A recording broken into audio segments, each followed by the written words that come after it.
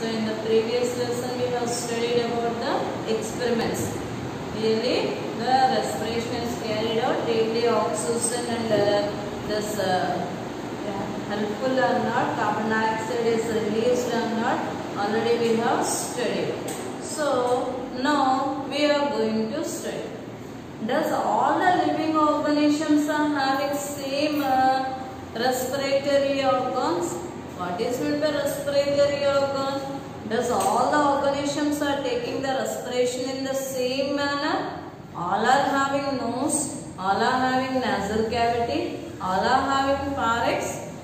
So really all these are having. So what are this one? Now we can study. When you have taken this one, now you see. Depending upon the organ, respiratory organ, all the living organisms are not having the same respiratory organ. They are having the different types of the respiratory organs. So depending upon the respiratory organs, the fish is having the 4 types of the respiratory organs. So what are they? Tracheal respiration, bronchial respiration, cutaneous respiration, pulmonary respiration.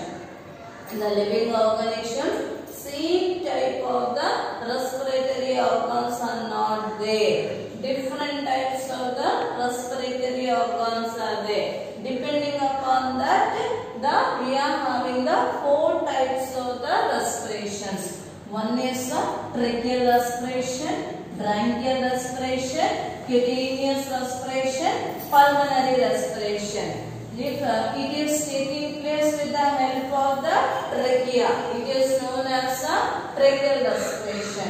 If the respiration is taking place through the gills, it is known as a bronchial respiration. If the respiration is carried out through the skin, it is known as a cutaneous respiration.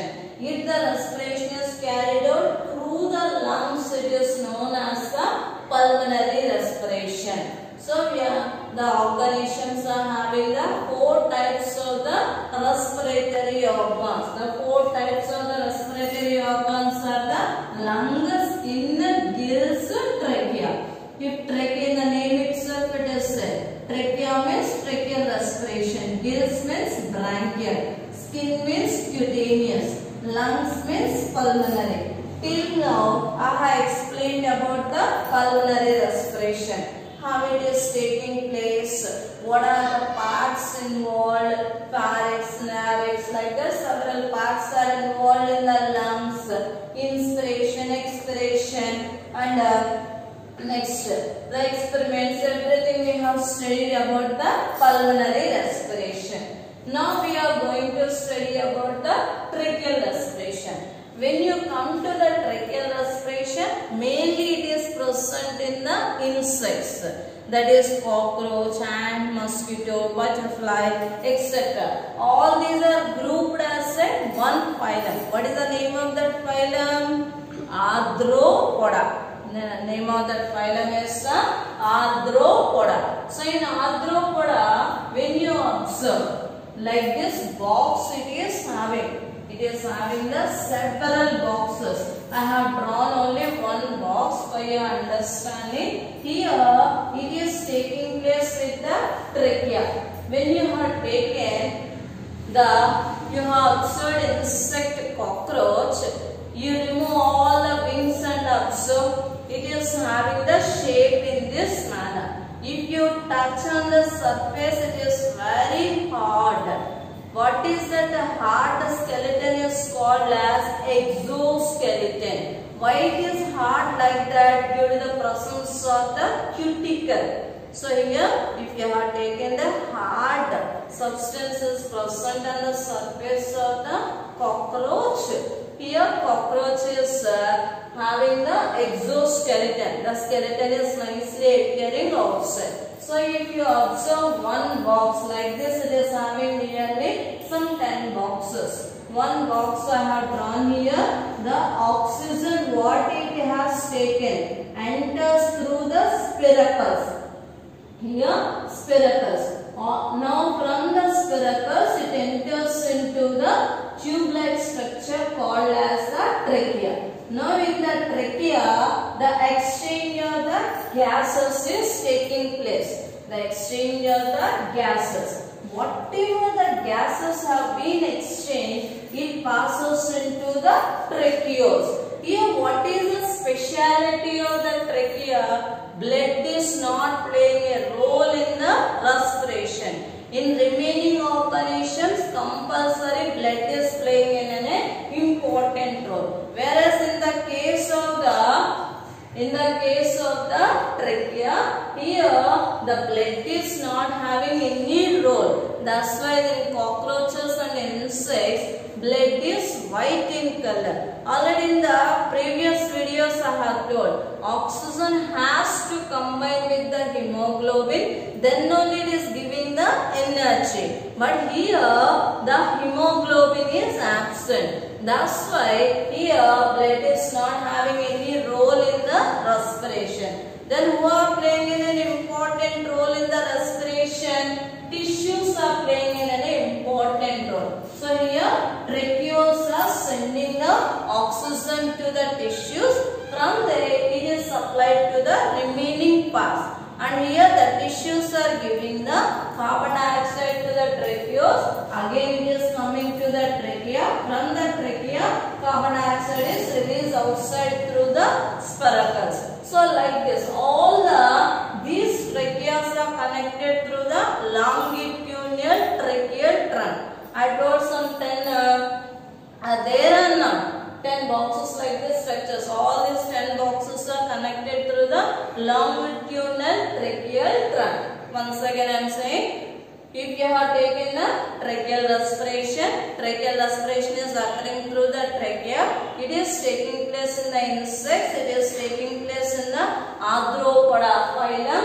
When you observe the tracheal respiration, like these boxes, nearly some 10 will be there. All are connected through the longitudinal tracheal trunk. This trachea opens out through a structure known as the spiracles. From the spiracles, the oxygen enters into the trachea, and trachea is doing the respiration and sending the oxygen to the remaining part through the tracheoles. From the tracheoles, it is passing into the tissues. Here, the tracheal respiration, the blood is not playing an important role due to the absence of the hemoglobin. From the tissues, carbon dioxide is collected by the tracheoles. From there it is sent to trachea.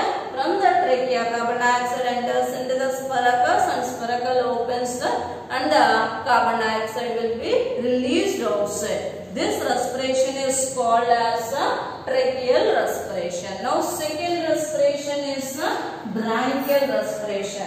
When you come to the branchial respiration, you have observed, example is fishes. If you have seen fishes, always they are opening and closing the mouth. You have observed the fishes, no? Why they are always opening and closing the mouth? When it is opening and closing the mouth, some bubbles are releasing. Why the bubbles are releasing, they say? Why means here, when the respiration is carried out, when it is taking the oxygen and releasing the carbon dioxide, when the mouth is open, the oxygen enters along with the water.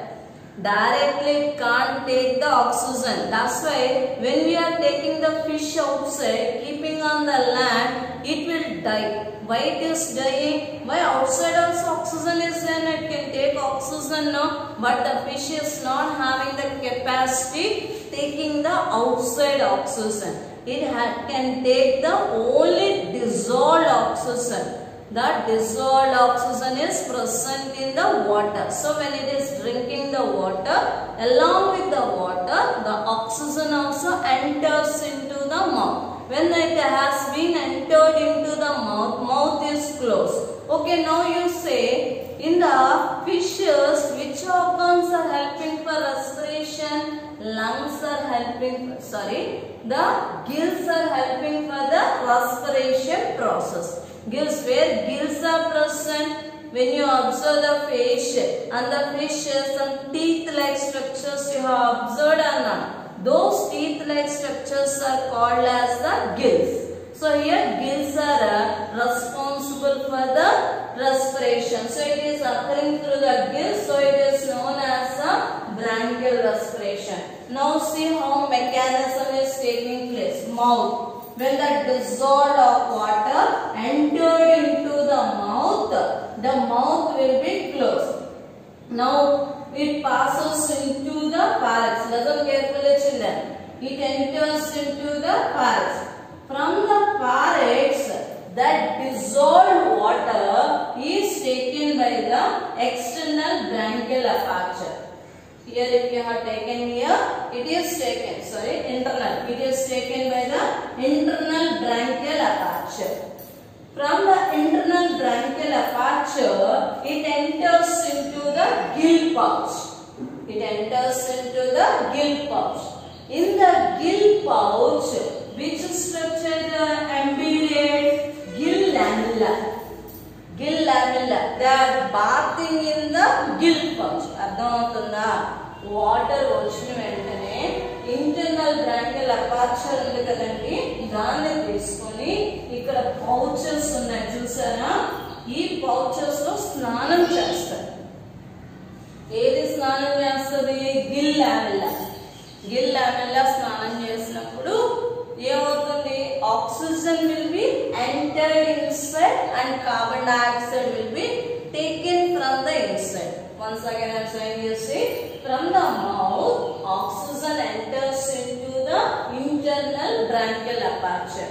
From the internal bronchial aperture, this dissolved water enters into the gill pouch.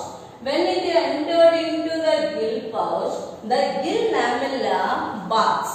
When gill lamella is bathing, the oxygen present in the water is taken into the gill pouch, and whatever the carbon dioxide present in the gill pouch enters into the external bronchial aperture.